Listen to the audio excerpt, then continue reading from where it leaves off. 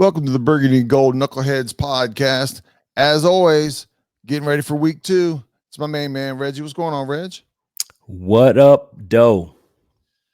Man, just the sting of the week 1 loss. I've kind of recovered from that for the most part, and I'm looking forward to the home opener week 2 against the New York Giants. How about you? Uh, I'm good, man. I think a lot of fans needed to flush last week's game against the Bucks, but I'll be honest, man. I shockingly, I'm shocking myself. By the way, let me be clear Okay. that I'm not more up in arms, if you will, due to the results of last week's game. All Now, right. it doesn't mean I didn't want to win. I certainly wanted to win against the Bucks, but I think part of me, even though I gave it a 7 as my confidence number, when it didn't happen, it was kind of like, it's just more of a reality check for me. And it's just a realization that we're still in a rebuild, but at the same time, there's work to be done, right? Um, Now, we're going to get into this podcast about the Giants. And if we looked as inept and as bad against the Giants as we did against Tampa, now you're going to get a whole different version of me. Okay. Agreed, 100%. And that's actually one of the things that I was going to say is, um, I'm not going to sit here and say it's a must-win game, but it is a must-play well minimum. No. Because and I'm only talking about for where we sit as a team. How much of a rebuild. You know, the coaching staff and Adam Peters and all, they don't want to call it a rebuild. Most fans call it a rebuild. But it's where you sit in that rebuild, right? And how we look against the Giants will give me a quick gauge of, okay, we're in a 100% full rebuild, or yeah, we'll do better throughout the year, and these young kids will improve and yada yada yada. But uh, if we lose by double digit, or the performance of equal to what we saw against Tampa, man, this is we're a top 5 pick again, no problem. That's Yeah, that's yeah, how I'll come out feeling. Things can change, things can turn, but that's how I'll feel as you and I are walking out of the stadium. That crowd yeah, will not be happy. yeah, yeah. And so we'll dive deep into that too. But since our last game, the Commanders have released York, our place kicker. He missed 2 field goals, 2 makeable field goals Yeah. in that game against Tampa. Now, granted, it wasn't a difference in the game, but there are gonna come times where those missed field goals could be the difference between winning and losing. And Washington went ahead and released him. Now, you know, living on social media, you have to read the tea leaves and things. And some of the reports coming out that part of the trade that Washington made with Cleveland to get Cade York was for a 7th round pick, but apparently the details, he had to be on the team or had to play at least 2 games. Well, after game 1, he missed in the preseason, and then of course in the game 1 he missed 2 field goals, and they're like, nope, we're not going to let this guy cost us a 7th round pick, so we're going to recoup it, and they released him. And so Cade York is now on the streets, man. After He's a free one agent. game, He's a free agent. as after one game in Washington, man. So, Yeah. Yeah. uh, They should have put his name and number on with Velcro, right? They shouldn't have even spent the time sewing that jersey up. yeah, And yes, I was. You and I exchanged a couple of text messages, and I was, quickly not happy that we gave up a 7th round pick, because we've done things like that before, where we give up a pick for somebody that most people think is about to be cut. Your argument has always been, well, at least you have control to get them on their team rather than they can choose. Maybe they don't want to come to Washington. They want to go to one of the other 31 teams. I guess it'd be 30 teams because one other team doesn't want them. But it seems like those don't work out for us. Just, especially like I said, this year we had money. So, if the going rate for him was $1 million, we could have said, hey, we'll give you 1.5 million, right? We got plenty of salary cap. I'm not going to sit there and tell you to pay a ridiculous amount, but we could have paid enough to get him here for 1 year at least. But yeah, well, I'll enough, man. I don't hold them responsible for the kicking situation. I think we all realize how critical it could potentially be if we don't have a good one. But given that they had signed a guy who was really, really good kicker, and unbeknownst to them of the legal issues that would come to the forefront, the guy didn't tell anybody. McManus didn't tell anybody, and so it would have. I can't blame him for it. And by the time they heard about it or it came to light, it was too late in the game to try to go get one of the top kickers out there. So, here we are going through our rebuild. We're going to be searching for kickers as well as we are trying to search and find our identity as a team. So I'm not I'm not tripping about that, man, to be quite honest. But back to this game against New York. New York is a division game. It is Washington's home opener. Ken and I will be in the building. All right. So we're going to catch the flight and head to DC. And we're going to go and try to witness this. And hopefully we get our first win of the season. Because Ken and I was there last year when Washington got only one win at home. We finished the season 4-12. And one of those 4 wins came at home. And Ken and I was in the building. So we're hoping to keep the streak alive. Yes. And have a 2-0 record in DC. Yeah, without a doubt. We talked about, briefly there about, obviously already we're 7 minutes into the podcast and the audience can tell that we are not holding the New York Giants in high standards of being a quality team. They scored a total of 6 points last week, 2 field goals. Literally,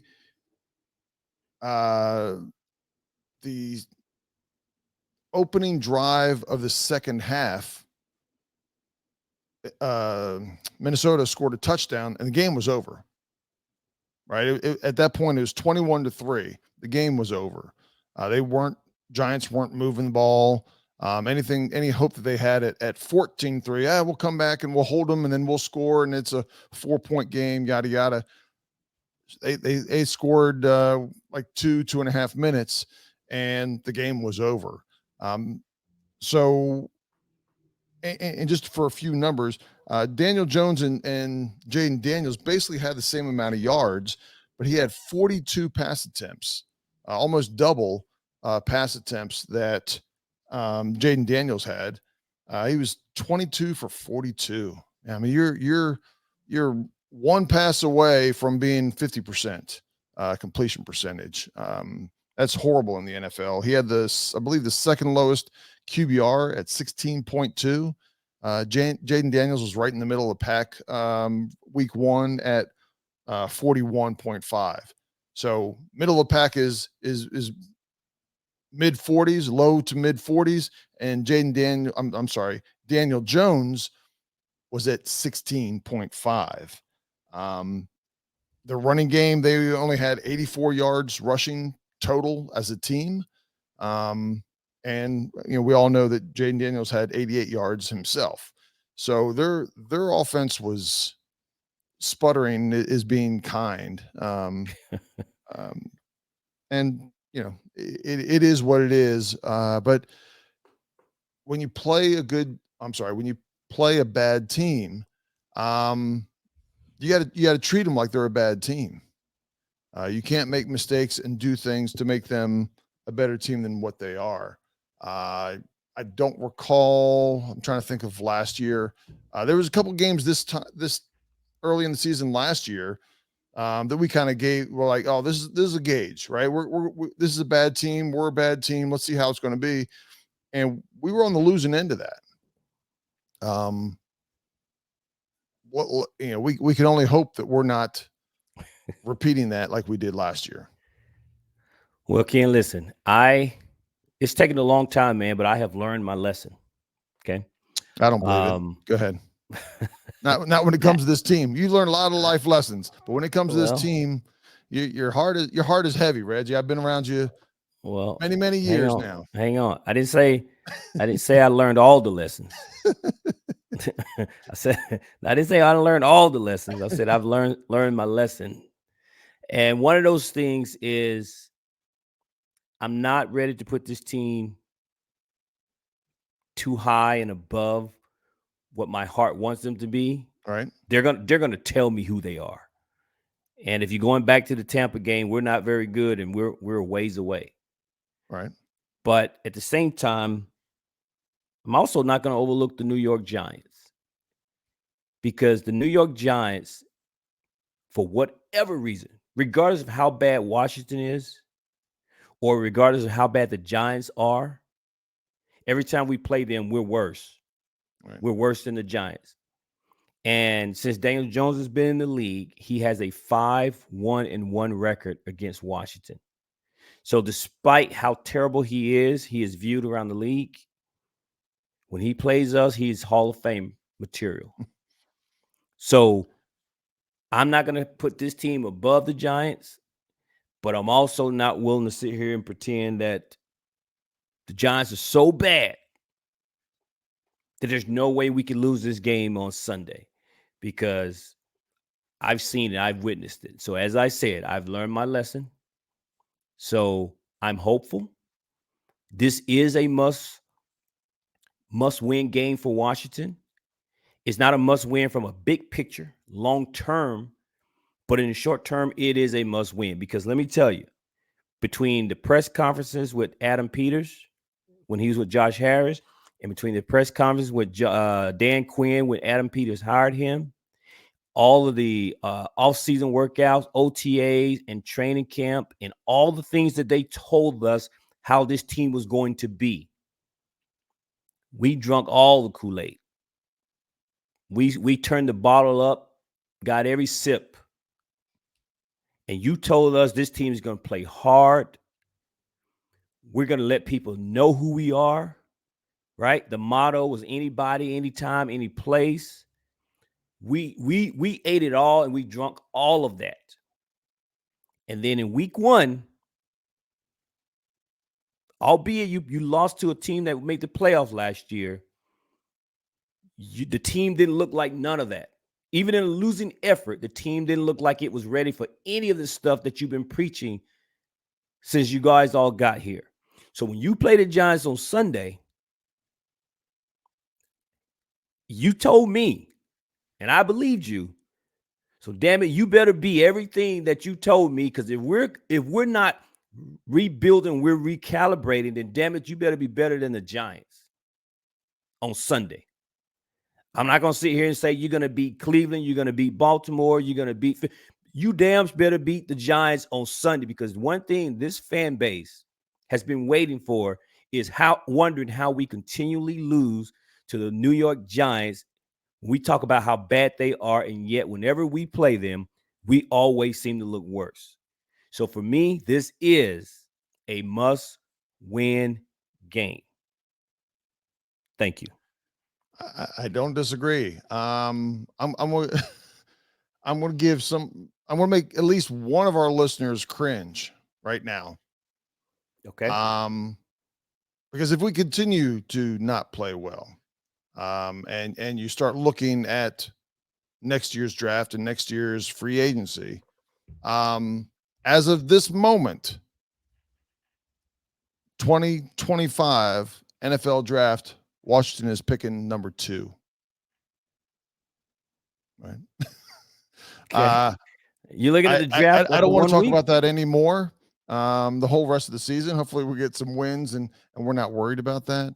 But on the Tankathon website, half of the teams won, half of the teams lost. You would think that it wouldn't be like that. Well, based off of strength of schedule, the only team that's ahead of us is the Cincinnati Bengals because they have a weaker strength of schedule with the one loss. Look at that. That's just a little bit of ridiculous information there. It is ridiculous, but even with the ridiculousness, they have us worse than the Giants. Yes. And that's based on the strength of schedule. Yes. I understand. Giants are number 7. So I understand. Go ahead. No, I was going to say, so even with the ridiculousness, we're still worse than the Giants. So yeah. And if I'm looking at last week, I don't want to, I'm not trying to dive into the Buccaneers game, but I'm reflecting off of last week and and moving forward this week for success. Offensively, and I'll just ask you, how many Jayden Daniels attempted 24 passes, not completions, but attempts were 24. How many did he throw, do you think, over 10 yards? Complete or incomplete? How many did he throw? I don't know how many it became, but I already know that it wasn't very many because he had a 7.7 yards per average on his completion, which means he wasn't throwing the ball very far. Right. And the only one that I recall just jumps out at me was the one he threw coming out of the half where he overthrew Terry. Outside of that, I don't recall very many balls going down the field because he didn't throw to the receivers very much at all. It was to the backs, or he did a lot of tucking and running. And just for that, he threw a total of 3. 2 were incomplete. 1 was complete. The one to Terry obviously was, it was 30 or 40 yards in the air. The other 2 was like 11 and 12 yards. So they were just beyond 10 yards. So clearly it is not that we're not surprised to a point.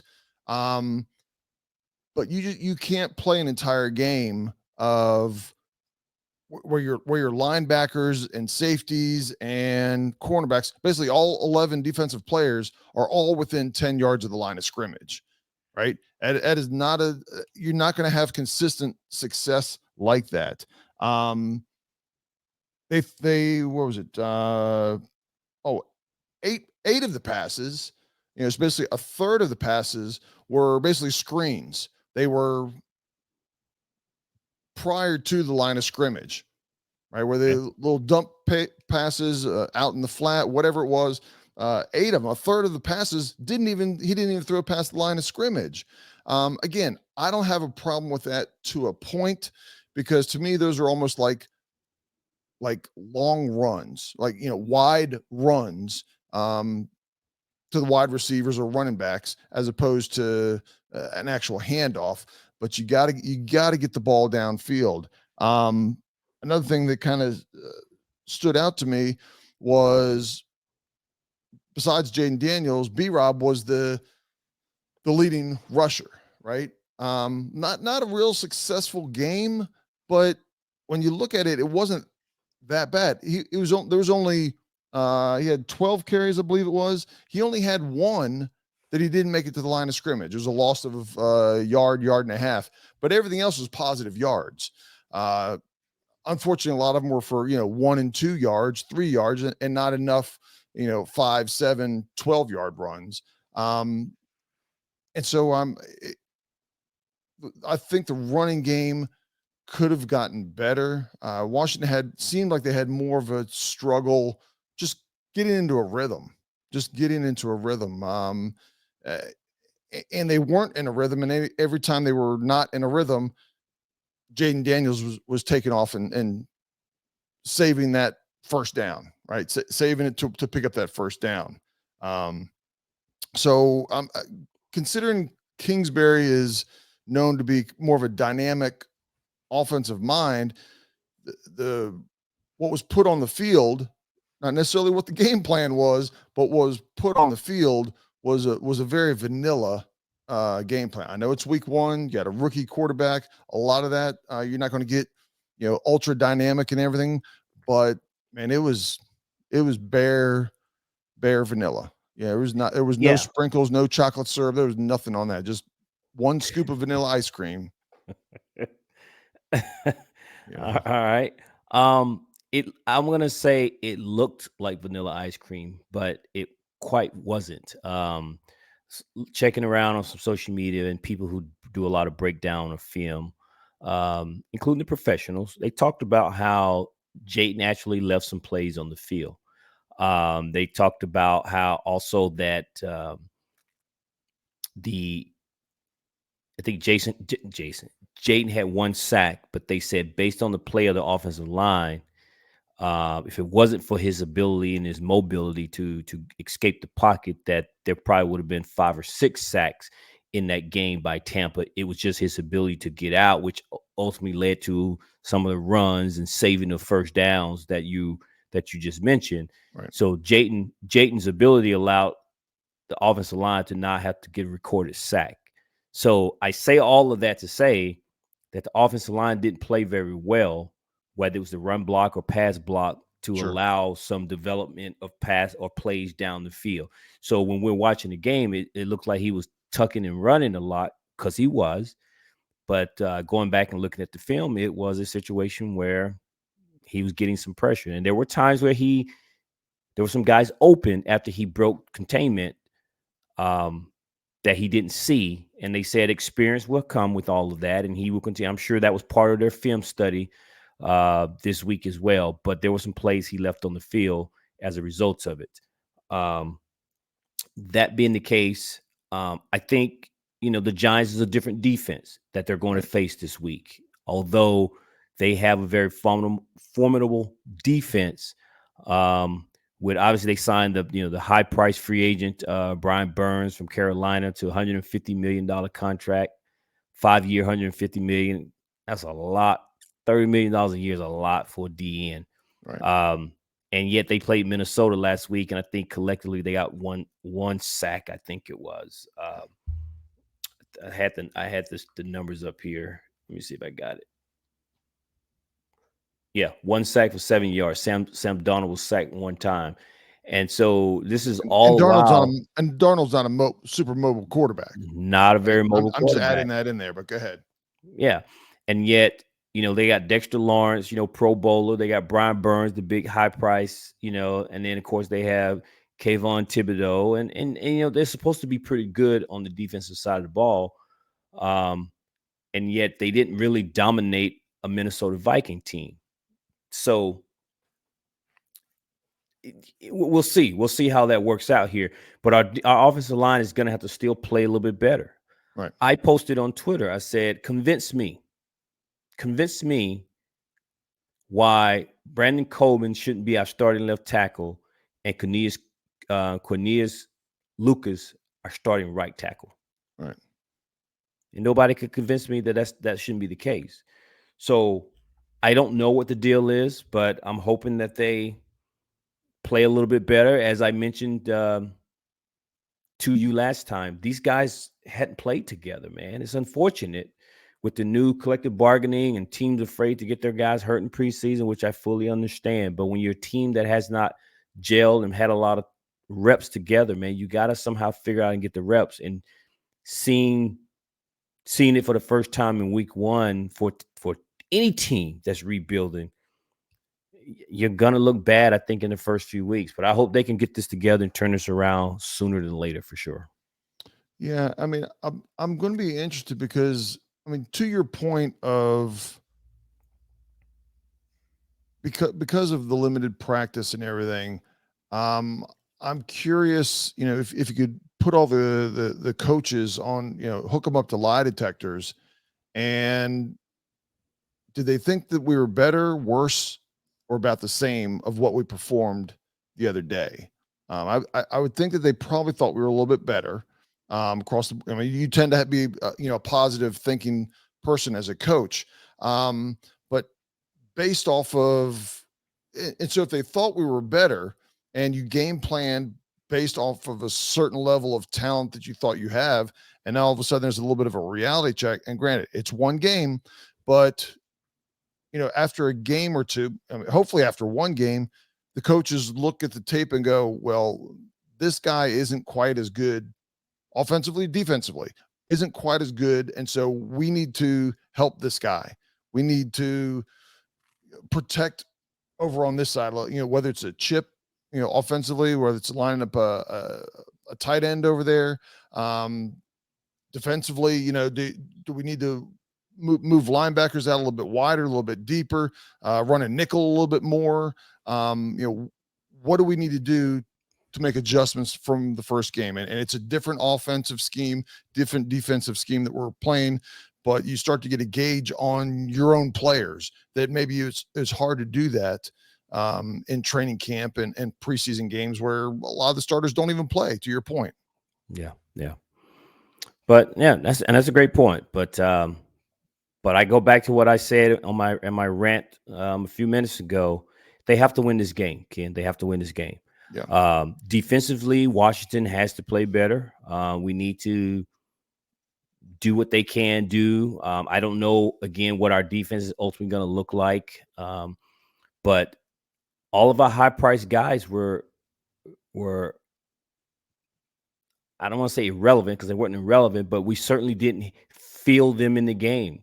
Where was Wagner? Where was Louvu? Right? Where was Payne and Allen? Where's Dorrance Armstrong? Right? All of these guys, where were they? You didn't hear them calling these guys names very much on Sunday. And whether that was disrupting a play or even making a play, all of these guys. So they're going to have to show up. And I know I'm going to catch some heat and people will make excuses. That includes Terry, right? I don't see the game film of whether he was open or not, but B Rob and Jaden Daniels were the only people who had some level of success consistently throughout the game. Yeah. That's offensively or defensively. I understand. But I think, and so these people that are making, your whatever the dollar amount is, I'll say 10 million and more. You make it more than 10, you're not a role player. You're being paid to perform. They need to step up and perform. Should and do oftentimes are two different things, but don't tell me about Payne and Jonathan Allen when they're not putting pressure on the quarterback and other teams running like crazy. I don't want to hear it. Well, to their defense, they got some pressure on Baker. We talked about it on the post game. They got pressure. They just couldn't close the deal. Right. So, but Sunday, you're gonna have to close the deal. You get paid to close the deal, man. So you're gonna have to close the deal. And even with that defense, though, they've lost Saquon Barkley, the Giants, and so that's one less guy to deal with. And then of course they drafted the star wide receiver Malik Neighbors from LSU, which was Jake Daniels' throwing partner, right? Yep. And that guy's a stud, but we have to make him be less effective in this game the same way Minnesota did. He didn't have a big game, and of course Daniel Jones didn't have a big game. And we need to make that 2 weeks in a row where the Giants do not have a good game, where all of a sudden the local New York media is talking about firing everybody. That's what we need to have happen after come Sunday, is that they're worried about everybody getting fired in New York because they've lost 2 in a row. And having watched Hard Knocks, and hopefully 2 in a row bad. 2 in a row bad. And I watched that Hard Knocks with the all-season Hard Knocks with the Giants and everything. And man, let me tell you, their owner, Mr. Marv, well, that dude he's involved. And he told them he was not on board with trading Saquon Barkley, but he let Joe, the GM, do whatever he wanted to do. And he said he just don't want this kid to go off and then have a big game and look good in another uniform because he's our most popular player. And what does Saquon do opening week? Scores 4 touchdowns for the Eagles against Green Bay down in Brazil. So he's very much in tune and paying attention to what's happening. And let me tell you, if the Giants start 0-2, which I hope they do, Yeah, there's gonna be some talks up in New York, and I want them to start talking um, come Sunday, because Yeah. that means they lost to us. So let's make it happen. Yeah, it, this early in the season, the shift will change dramatically if you win, even though it's the Giants, right? We look at the Giants as a bad team, and you might go, okay, yeah, we beat the Giants. They're not a good team, but you did something right. And winning changes attitudes, not only of the players, but definitely of the fans. But yeah, I'm excited to go. I'm excited to be there. Opening day should be the early forecast is nice, warm weather. I wouldn't mind it being another 10 degrees cooler myself. But it should be good. It should be good. And while we're talking about it, if you're going to be there at the game, hit us up on Twitter. Let us know where you are, where you're, if you're tailgating, and maybe we'll try and swing on by. It's a big parking lot, a lot of people, but if we know where you are, maybe we'll swing by and try and see and say, hey, what's up, and thanks for listening. Yeah, yeah, absolutely, man. Um, but no, this game against New York, man. This is probably the third time I reiterated that it is a must win, because again, we as well can't afford to go down 0-2. Um, Heading into Monday Night Football game against Cincinnati Bengals in Cincinnati, because that's not going to be an easy game either. So it's important for Washington, I think, the franchise, to get this win, at least going into that game 1-1, to give not only the players and coaches, as you pointed out, a little bit of hope, but also the fans. Man, come on, Right. we Right. need Right. something. We need something. Yeah. Uh, it's going to be tough. I'm looking forward, uh, and I'm playing devil's advocate here. If if we lose this game, and we're 0-2, there's a strong chance that the Bengals are going to be 0-2 because they play the Chiefs this week. So now you got two 0-2 teams. Somebody's walking out of there 0-3. Man, that's a bad game to walk out of, to get that off your back. So getting this win would go a long way, win or lose, against the Bengals, right? Right. Right. So time will tell. Time will tell. Is it that time, Reg? Yes. Man, ladies and gentlemen, did you hear that excitement in his voice? Oh man, what's your name? What's your number? How you feeling about this game? Is Washington going to walk out with a win? You're about to find out, and you can let us know where you sit can't in have the. me Oh, be too overly excited about ridiculousness. So yeah, that's we were accused of playing old school 80s music, 70s music, 60s music, whatever that is from. it is But old. but the person that teased us about that had no they didn't propose an alternative, Reg. So until then, the people that love it, we're sticking with it, man. So with that, Reg, you want to go ahead and give your number? I'm going first again, huh? I didn't Okay. know if you went first last week, but go ahead. I'll give you the Okay. stage. No, no. Look, man. I've already gave my speech. We have to win this game. Yep. And I think last week's game against Tampa, the performance specifically, was probably a little bit of a shock and an eye opener to the uh, coaching staff.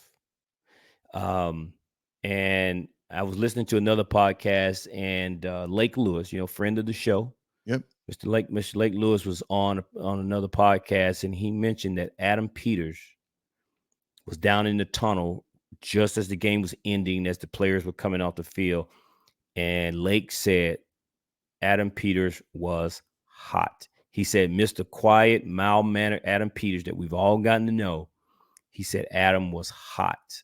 He said that it was one of those deals you didn't even want to look him in the eye type deal. He was that mad at what had happened. And then, of course, fans went on to talk about, well, he can't be mad. He built the team, blah, blah, blah, all that kind of thing. And all that is true as well. But again, what they were selling us in the off season compared to what we saw in week one, it was not the same. And so with that being the case, I truly believe that this week's preparation going into the game, I think we win this game. My confidence number in winning this game is going to be a 7, just as I did last week. But it's a strong 7. I feel good about this one. Ooh, strong 7. Strong 7. I feel good about this one.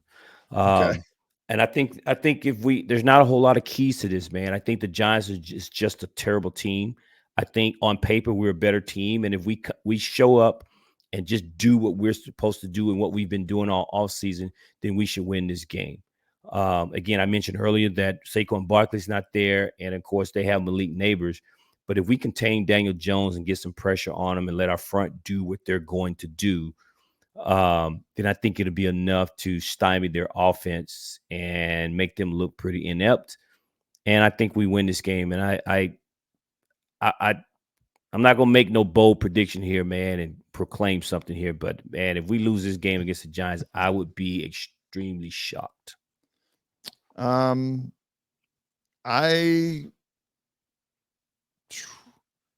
trying to debate on whether to address specific things for that you said or not. I think the key to winning, one of the keys to winning this game is it sounds so simple, but because it's a new team, it's a young team, everything we talked about, I think they need to play as a team. And everybody do their job in sync with each other. And we're not all of a sudden going to be, we might not even be a playoff caliber team. I'm not trying to say all of a sudden we are, but we'll be a much better team than we were last week. Being that level of a team will beat the Giants if you play at that level. My number is only a 6. I think we do walk out with a win, but until I see something, I'm still going to sit there and say, what has changed besides Jaden Daniels? What has changed from last year, the year before, and the year before? The defense looked the same. Even though there's a new scheme and at least half of the players are new. Offensively, there's a handful of new players. Probably almost half of the offensive players are new as well. So there's something that comes into 60% of the roster, right? Yeah. Well, I mean, but not everybody's a starter. But I would imagine that about half on offense and defense starters are new, free agents or draft picks. And again, that comes with playing in sync with each other as a team. If they do that, we walk out with a win. But until they do it, I don't know that they're going to win. I think they will win. Don't let me kind of backpedal, but I don't know that we're going to be like, yeah, that's the team. That's the team. We're going to beat. I don't have confidence we're going to beat the bad teams, and then lose to some of the playoff teams, and everybody else in the middle will be competitive with. I don't have that confidence. This segment isn't about how bad or good we're going to win or lose. It's just whether you believe we're going to win, and if you believe we're going to win, then your number should be high. I didn't say. And that's our buddy Carl. He's a 1 or a 10, right? Is a confidence level of how well. No, I gave it 7. Like I said, I gave it a strong 7 because I feel pretty confident that we win this game. Now, I didn't say that we're going to go out here and blow the Giants out. I don't know how we're going to do it. I just feel confident that we win this game. And that could be by 3 points or it could be by 10 points. I don't know. But I'm confident that we're going to win this game. And I do feel like we're going to win the game. Now, how we look, but I just don't have confidence in the team overall. I think we have the talent. I think we're better than them. To your point, on paper is what gives me my 6. Until I see it, it's going to remain a 6. I think last week I was at a 6.5. I'm sliding back So to you a have 6 less until I see confidence otherwise. that we beat the Giants than you did against Tampa? Yeah. It's confidence in the team. Yeah. I expected a better performance, win or lose. I expected a better performance against Tampa. Okay. And I'll be honest, it has more to do probably with the defense than the offense. And again, defense has got to carry, defense got to hold, and while the offense gets everybody in sync and these new wide receivers and yada yada, and there's dramatic room for improvement on all phases of the ball, including kicking, as we quickly found out. So time will tell. I got it a 6, you got it a 7, and we'll be there. You know, hopefully I lose my voice by halftime for cheering as opposed to hollering and cussing and spitting. And I'm not going to spit. There's fans Oh, around. man. I might end up. I was gonna say we better not show up and lay an egg while I'm out there in the heat. Yeah. Ain't nothing mad to be hot and mad. You know what I'm saying? You're gonna be hot and mad. So, but anyway, that's all I got, man. That's all I got for this week. We'll be Hit us back. up on Twitter. Let us know what your confidence level is. You know, tell us we're crazy. Tell us we're shooting way too low, or maybe you're at a 2 until we do something right as a team.